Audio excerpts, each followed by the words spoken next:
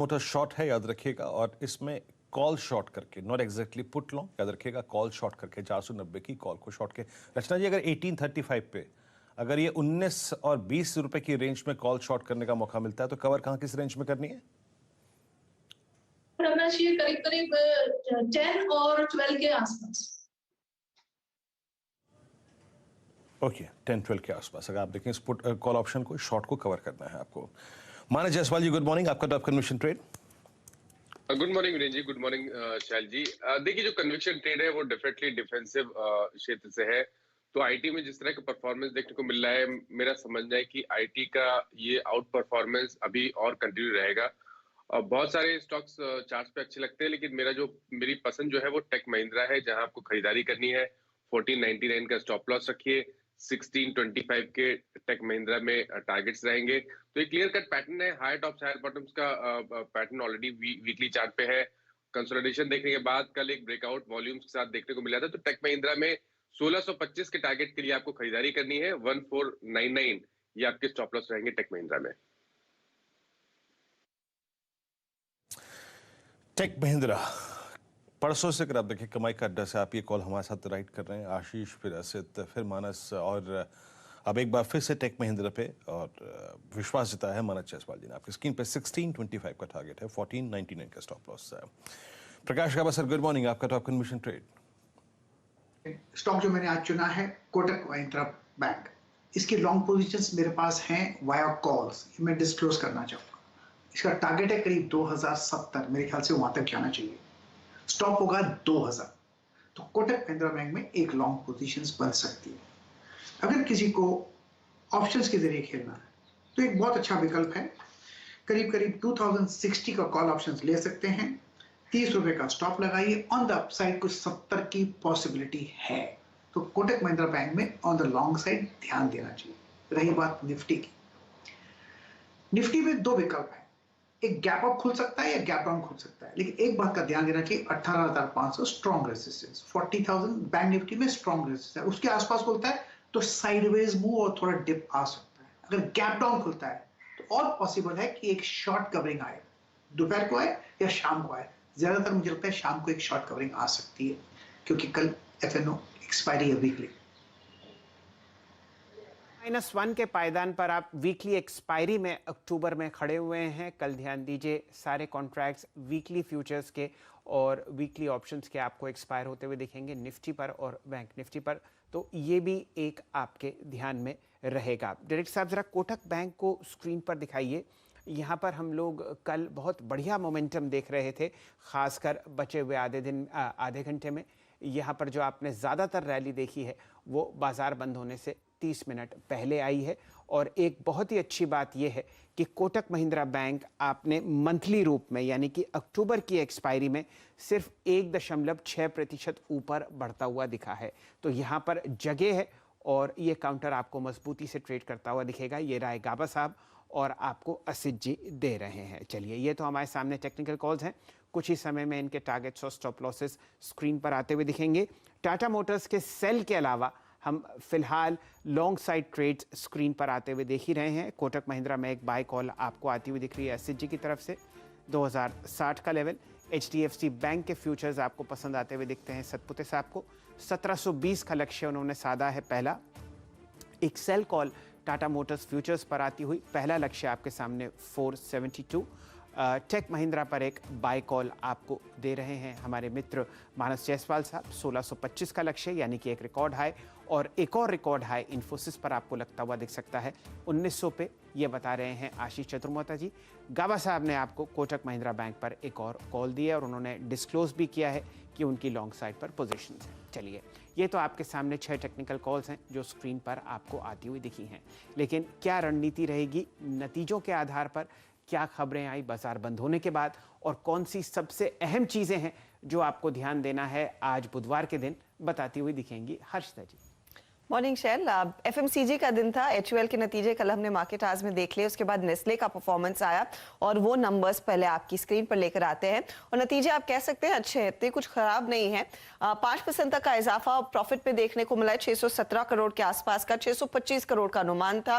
Revenue में 9.5% तक की वृद्धि है, 3,882 करोड़ के आसपास ये आंकड़ा आया और अनुमान 3,860 करोड़ का था। मार्जिन करीब करीब हल्के से डिप हुए 24.4% पर आए हैं। वहीं अगर आप गौर करें तो एबिटा में 7.5% तक की ग्रोथ देखने को मिली है। डोमेस्टिक सेल्स बिजनेस में करीब 10% तक का इजाफा है। मैनेजमेंट ने कहा है कि इनपुट कॉस्ट के चलते दरअसल मार्जिन्स पर थोड़ा सा प्रेशर देखने को मिला है, तो ये इनफैक्ट वो पहला आज एफएमसीजी स्टॉक होगा जिस पर बाजार रिएक्ट करेगा। चलिए, आपके सामने नेस्ले का लंबी अवधि का चार्ट स्क्रीन पर आता हुआ दिखा। वॉल्यूम ग्रोथ समझिए 10% अगर नेस्ले की है और 4% हिंदुस्तान यूनिलीवर की है, तो पता नहीं लीवर वाले क्या कर रहे थे, लेकिन नेस्ले ने कम से कम आपको डबल डिजिट ग्रोथ दिखाई। किस हिसाब से ब्रोकरेजेस इन नतीजों को और इस ग्रोथ को पढ़ रहे हैं, ये बताते हुए दिखेंगे यतिन जी।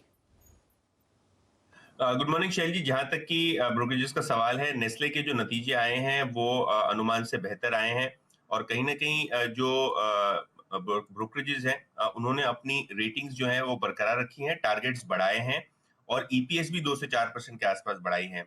क्रेडिट स्विस की पहले बात कर लेते हैं। उन्होंने टारगेट बढ़ा के अब 19,500 कर दिया है।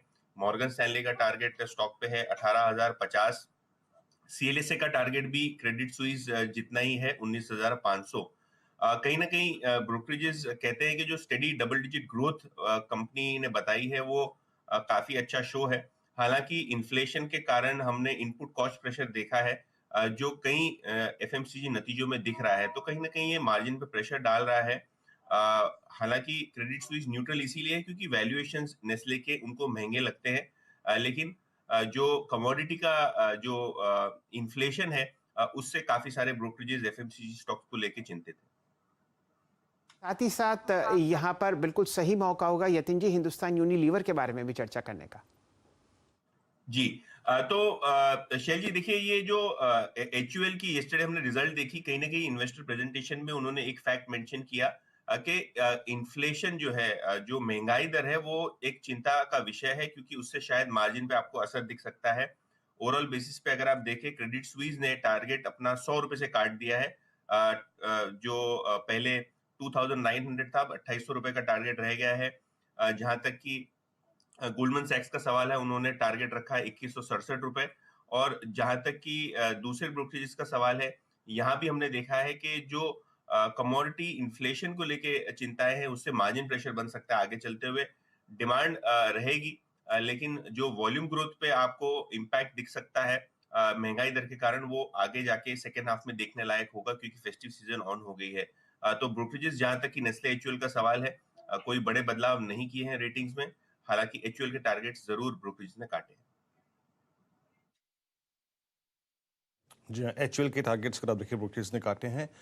और जो नेस्ले के रिजल्ट्स रहे, जिस प्रकार की टिप्पणियां रहीं और जिस प्रकार के नेस्ले के वॉल्यूम्स ग्रोथ रहे, नो डाउट अगर आप देखें नेस्ले आज सुबह आज एक सेफ स्टॉक है with in the FMCG basket. लेकिन बात करते हैं दो चार्ट्स पे, एचयूएल पे और नेस्ले पे। मानस, एचयूएल नेगेटिव सर्कमस्टेंसेस में, वर्स्ट सर्कमस्टेंसेस में और बैड नंबर्स के बीच में हमेशा रिएक्ट करता है बहुत स्ट्रांगली। ये हिस्टोरिकली हुआ है और ऐसे में ये अपने 200 डे एक्सपोनेंशियल मूविंग एवरेज को टेस्ट करने 80 आउट ऑफ 100 टाइम्स जाता है और इनफैक्ट उसको भी करीब 4 से 5% के फ्रैक्शन से वॉलिट करता है। ये हिस्टोरिकली एचयूएल ने किया है और नेस्ले इन नंबर्स के बीच में आप कह सकते हैं कि एक बहुत स्ट्रांग चार्ट है और अपने एक बहुत अच्छे एवरेजेस के बेस के ऊपर बैठा है। 19,438 पे ये अपने 50 डे एक्सपोनेंशियल मूविंग एवरेज पे बैठा हुआ है।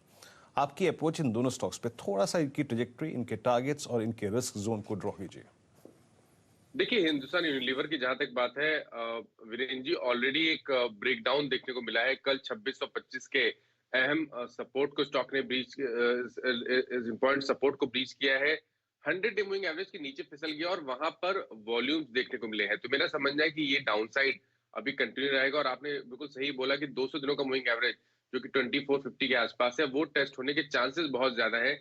तो अगर कोई आज मॉर्निंग में एक उछाल मिले तो मेरे हिसाब से अपनी लॉन्ग पोजीशन से एग्जिट करना चाहिए क्योंकि नीचे की तरफ 100 से 125 रुपए का डाउनसाइड हम हिंदुस्तान यूनिलीवर में देख सकते हैं।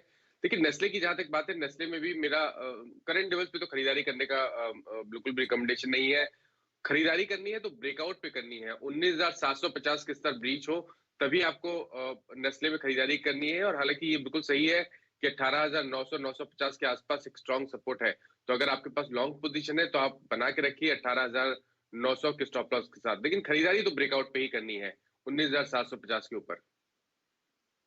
ये रणनीति आपके सामने नेस्ले पर आती हुई दिख रही है। डायरेक्टर साहब पेश करेंगे L&T टेक्नोलॉजी सर्विसेज का चार्ट स्क्रीन पर। कल ऑलरेडी ये काउंटर आपको बहुत बढ़िया मूव में आता हुआ दिखा और देखिए जो 5% वृद्धि दिख रही है, कुल मिला के अक्टूबर की एक्सपायरी में ये काउंटर 9.25% ऊपर है। हर्षिता जी, कैसे रहे नतीजे?